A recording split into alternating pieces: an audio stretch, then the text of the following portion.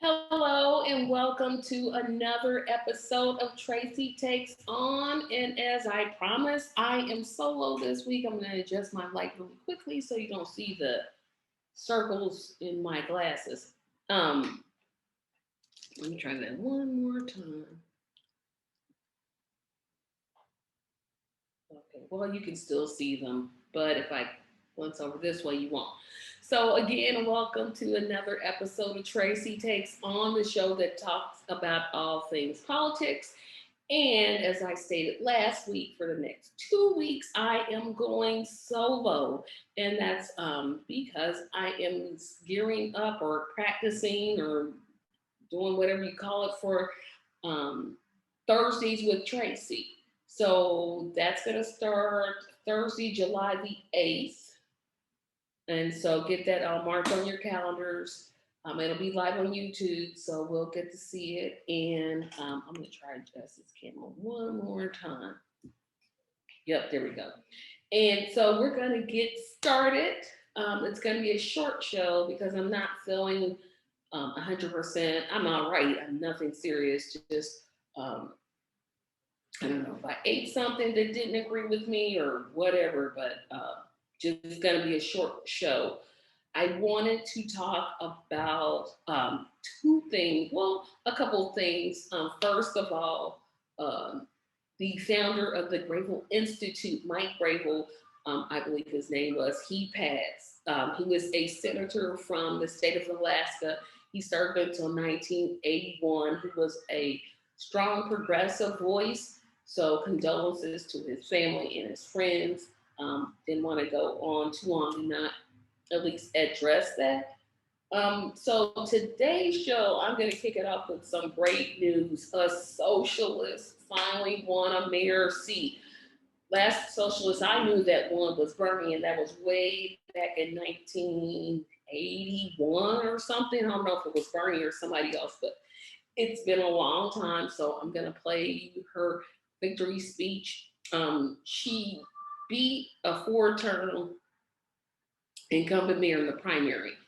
And pretty much this is a Democratic area.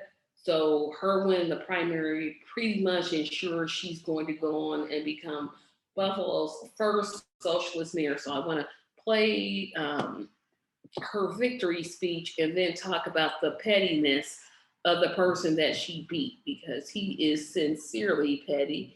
And let's see, we're going to share that screen and we're going to go there and we're going to go there and we're going to go there. So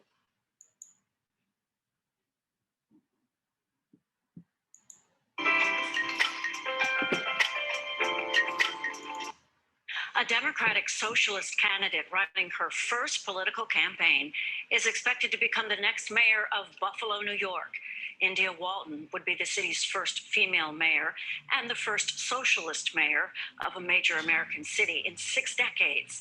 The 38-year-old nurse and union leader took 52% of the vote in Tuesday's primary. Incumbent Mayor Byron Brown has not conceded, saying the race is too close to call. Today, Governor Cuomo commented on what's looking like a stunning primary upset. His campaign strategy, as I understand it, was basically to avoid engaging in a campaign. And then you had a very low turnout. We know that combination. We've seen that before. That doesn't work. Walton is also all but assured to become Buffalo's mayor after the general election in November. There is no Republican candidate in the race. We knew we needed life insurance for our kids. Okay, so that wasn't her victory speech. So we're gonna, I want to play part of her victory speech because I want to again talk about the pettiness. I mean, the real pettiness of the former mayor, because he was, I mean, that guy, he needed to have several seats. Okay, so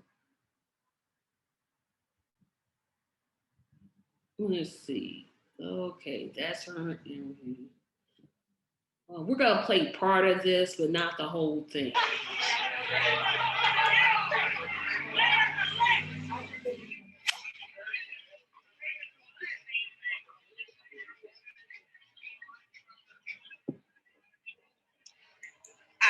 say I told you so.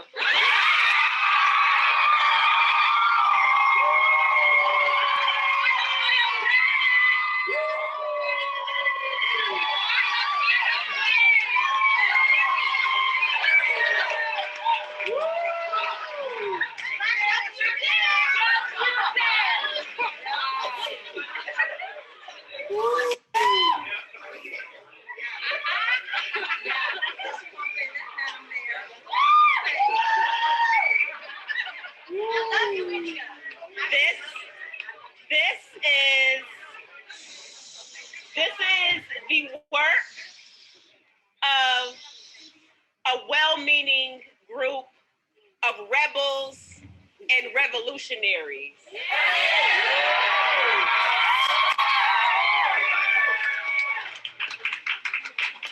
That had a bold vision for what we want the future of our city to look like.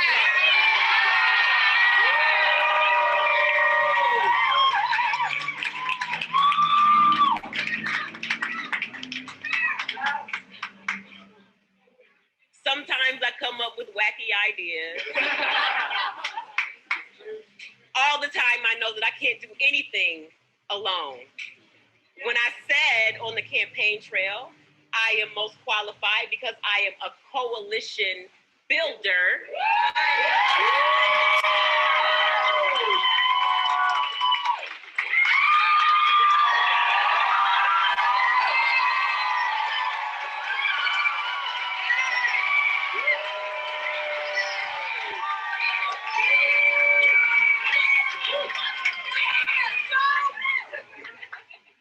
I'm going to play a few more minutes, or a couple more minutes. We set out to not only change Buffalo, but to change the way progressive politics are viewed in upstate New York.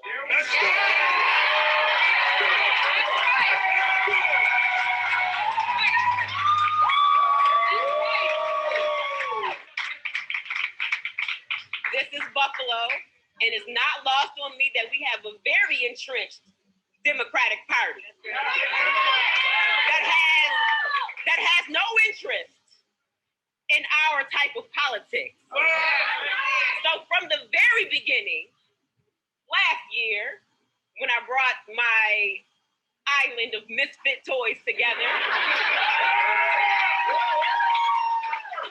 we were well aware that we were going to have to do things non-traditionally, outside of the system, in the middle of a pandemic. Okay, so I'm going to cut across because I don't want to get hit by YouTube. So we're going to go to the last couple of minutes.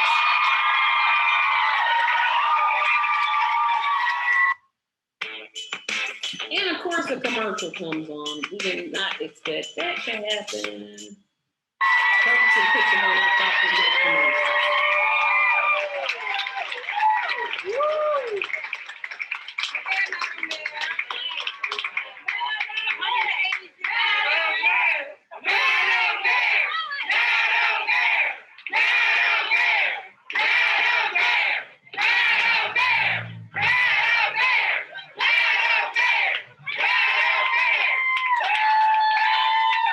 Okay. I'm not going to belabor this because I want to get back to the celebration. I just want to say thank you, thank you, thank you. Thank you, thank you, thank you. This victory is ours. It is the first. You know what? That made my whole weekend. It was not going well. I had a whole bunch of bad news, bad news, bad news. But that, I didn't play that part where she told the Democratic establishment that she was coming for them. I was literally jumping up and down and clapping. I'm like, yes, this is it. This is what I've been waiting for, a victory somewhere. This is just great. But I want to talk about her opponent, Mr. Petty, the former mayor. He's now talking about getting a write-in candidate, write-in campaign. See, people like this just get on my nerves. You lost in the primary. Take your loss, sit down, shut up, and try to run next time. You didn't want a debater. You didn't want to engage her. You heard what the governor said you did wrong, and you just, it's like you didn't see her coming, and she took you out. So just deal with it, move to another city, or do whatever it is you have to do, whatever. But this really, really, really, really, really, really made my week, and I'm gonna just this like one more time, just so um I can see better. But it just did. I mean, everything. Uh, she didn't take political action committee money. She for Green New Deal, everything progressive. I'm like, this is what we need. We need this all across the nation. And I want to briefly talk about that before I go into the second portion of this show because it's basically going to be a clip show. I'm going to go back, show some clips, well, I won't talk about them, but I'll just let you see some clips of some previous shows. And before we do that, I want to let you all know that when our panel comes back, we are not going to be offering full videos. Um, it's just become too, we need to increase our Patreon. So if you want to see the entire show, um, you will have to subscribe to Patreon. It'll be in the link. Um, Keep that in mind. We're still looking for a panelist, one more panelist. So if you're interested in that, hit us up by email at tracymediallc@gmail.com. And like I said, I want to get on and talk about India's, or no, I'm sorry, Mayor Walton's victory. She's social. Well, she's a Democrat socialist, but just excited, just totally excited. This really gets me going in the right direction. And I'm wondering, can this type of victory grow across the country? Will we see progressives running at the local level? That would be just great and fantastic if that happened. I'm not sure if it will, but I'm hoping it does, and I'm hoping it leads to something like that. So like I said, just excited, just super duper duper excited um, to see that victory. I don't live in Buffalo, don't live in New York. Irregardless, I'm still happy to see that, and I hope that her victory is kind of like the catalyst because I think the Democratic Party needs a swift kick, just the swiftest of kicks possible, because they're not listening at all. Republicans aren't listening, but convincing them you might as well just throw an egg against the wall or brick against the wall. It's not going to happen. But this was needed. This was really, really needed. So we got one more. We got another person who I can't endorse on this show, but if you watch my other show, you know who I'm talking about. But enjoy the clips. Like I said, this is going to be a long show. Just a bunch of clips that I put together. Thought they would be really good to show. Enjoy them. Remember to like, share, subscribe, comment, and support us on the Patreon. We will need your support, and I thank you for your support. And have a great, fantastic day. Bye bye. Enjoy the show.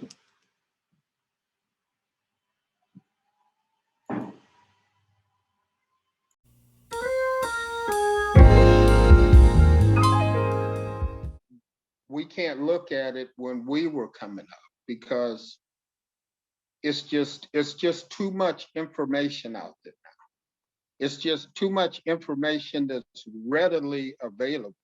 When I was growing up, to find out all this stuff that I know now, I would have had to live in the library.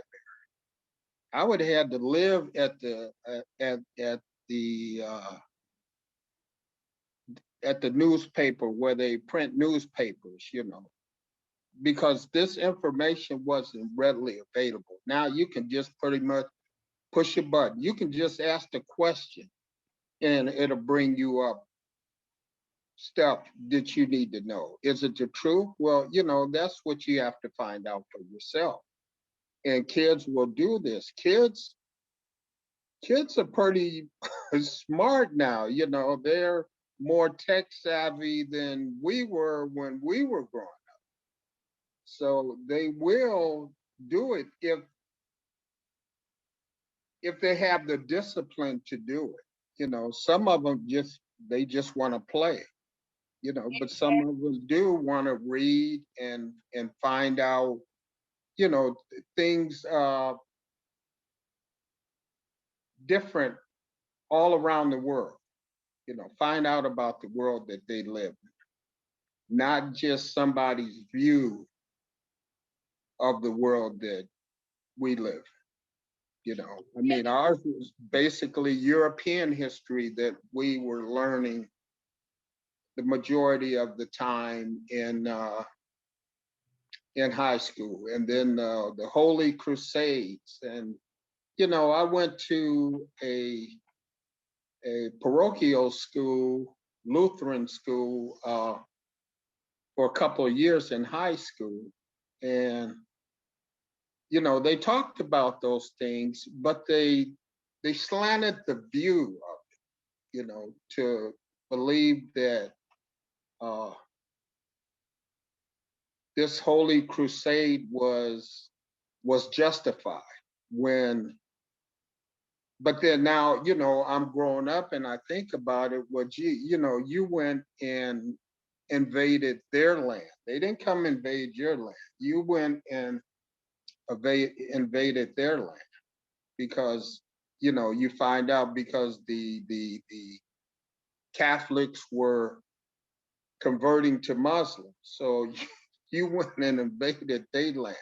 And I wish I had known this when I was in high school, and I could have challenged the teacher on this. So that's why I say, yeah, we can be taught, but we need to take responsibility for learning. I mean, I don't understand how you can uh, omit talking about Black history. When you try to talk about your American history, but you don't talk anything about Black people, well, where were they? That would be my question. Well, where were they? What were they doing at that time? You're talking about the Wild West, or building the railroad, and whatever things happen in America. But you aren't talking about slavery and those accomplishments. So you just got to take it back you just have to take it back to the school. Yep. And speaking of people who want to rewrite history, moving on to our next subject, Joe Manchin. I don't know what's wrong with Joe Manchin. I don't know whether he has intellect. I don't like to call people stupid because that's disrespectful. But he's really making me teeter on this whole promise never to call somebody stupid on this show. I don't understand how he says, I'm for voters' rights, but the proposal that he's proposing, I'm like, okay, no, you're not. I literally am sitting here scratching my head because I don't understand. Please explain it to me.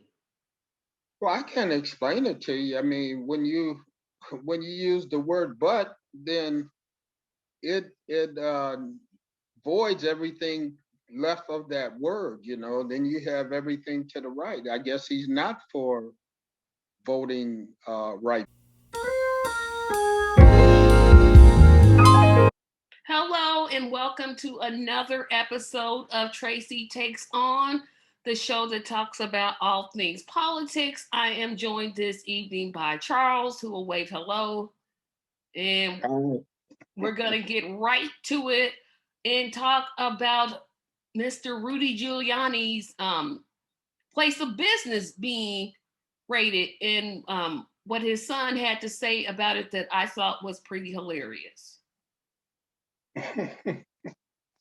Well, you know what?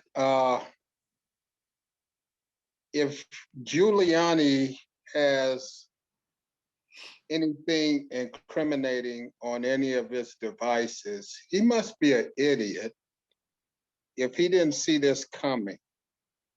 You know, he knew he was under investigation. He knew it was a whole big change at the Department of Justice. And to have kept all that stuff, you know, I'm sorry, I would have deleted all that stuff off my devices, or at least got rid of my devices. You know, the warrant was signed by a judge. It wasn't partisan. It was just an independent judge who signed the warrant. You know, and you're going after a billionaire or somebody high profile like that. I'm sure they have something on him. You know, what I'm concerned is, did he get a pardon from Trump that we don't know about? Somebody was mentioning a pocket immunity from prosecution. You know, I don't know. Uh, I would have hoped that they asked him this before they, you know, set out on this investigation, going through all this work. If they knew he had immunity, uh, but like I say, I just feel it was all legal, and he just got a lot of stuff to answer for. Because, Well, you his know, answer, that's what's making me kind of think this has got to be the most comical thing I've ever seen, because he was on Fox and he knew he misspoke, and it was like he was trying to say, "Oh well, I would never." Like it was like he was suggesting he threw away evidence, then caught himself and said, "Oh no, I wasn't trying to throw it away." And then he brought in Hunter Biden, who, I'm sorry, if Hunter Biden has done something illegal, nobody is gonna say, don't prosecute him, because um, we're not gonna say don't do an investigation. I'm pretty sure the public doesn't care anything about Hunter Biden, but his son just ad nauseum just kept saying Hunter Biden, Hunter Biden. Stop. I don't know what they think they have on Hunter Biden, but I thought we went down this road where he was investigated, or his dealings with the Russian company were already investigated. So we've been down this road before. I'm just not sure what Giuliani / his son are trying to prove. If they're just trying to, well, I do. If they're trying to, put the focus on something else so he doesn't end up getting charged, I don't think it'll work. But he's got to be planning something, because either that, or like you said, he's a complete idiot for not having the common sense to delete things that he should have been deleted. yeah, that's the whole thing is just crazy. I mean, it's like he's trying to assert his white privilege, that, you don't have the right to do this to me, when he did the same thing to people when he was running that same office. And now, it's like karma now. That same office that he ran is coming after him. So, But he you should know, have known if it's a change in administration. Well, let's backtrack. He was being investigated when Trump was president. This isn't something right, new that just popped out of nowhere. This was starting when Trump was president. right. So, did he have enough sense to know, oh, the administration has changed, there's not going to be a cover? Did he Well, really think, that's or what I does he said. really think he's innocent? He should have gotten rid of his evidence, if he had any, that would would cause, negative impact on him. But, one time he did say on the media that when they asked him about uh I guess, investigation, he said he had insurance. So, I'm wondering what that insurance is that he has. Does he have something on Trump, or does he, does he have immunity? So I guess we just gotta wait and see. Because I thought to get a pardon, and maybe I just don't know, I thought to get a pardon that you had to commit a crime, be charged with the crime, then the president, it had to be a federal crime, then the president can go back and say, okay, now you're pardoned. I didn't think it applied when you were being investigated. It doesn't say, it doesn't say that is the criteria. So I guess, so the president can do whatever he wants to do. But like I say, I wasn't aware, and then the president doesn't even have to make it aware to the public that he gave a person immunity. But, still, even if you get immunity,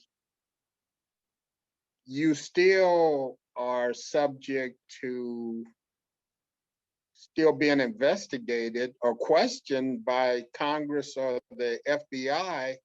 And if you lie, that immunity could be revoked. So, so it's still a problem there for Like I Julia. said, either he's a completely stupid, which is where I'm leaning more towards, or he just thought, I've got enough evidence on Hunter Biden, again, this had already been investigated. So I'm not sure what it is he thinks he has, but I know when his son came on to do that press conference, he gave me a good laugh. And I'm so glad that he had that press conference because that day I needed it. It's like, okay, I'm not having a great day. Thank you. Thank you, Andrew Giuliani. Thank you.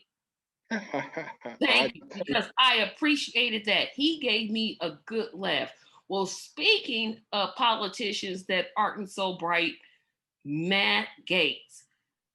This story, I keep saying maybe XYZ is going to put him in the background, but he just keeps wanting to put himself in danger of being expelled from Congress.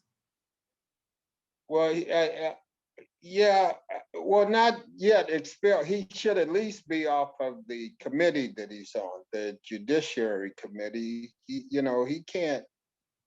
shouldn't be on the committee that's investigating him.